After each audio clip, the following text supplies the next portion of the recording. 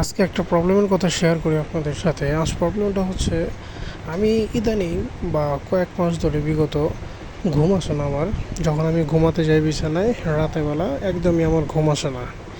দেখা যায় বিছানায় শুয়ে থাকতে থাকতে ঘাড় ব্যথা করে, পিঠ ব্যথা করে, 5 ঘন্টা 6 ঘন্টা 7-8 ঘন্টা চলে যায়, বাট ঘুম আসে না।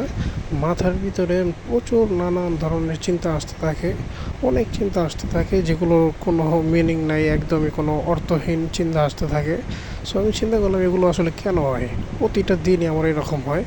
আবার আরেকটা মজার জিনিস হচ্ছে, যখন আমি যেদিন আমি চাই আজকে ঘুমাবো না, সেদিন আমার ঘুম আসে। আর যেদিন চাই আজকে আমি ঘুমাবোই যা করে হোক, সেদিন আমার ঘুম আসে না। অর্থাৎ ঘুমাতে চাইলে ঘুম আসে না, ঘুমাতে না চাইলে ঘুম আসে।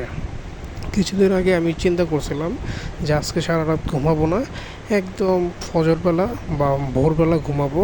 বাট তখন দেখলাম আমার অনেক বেশি ঘুম এসেছে।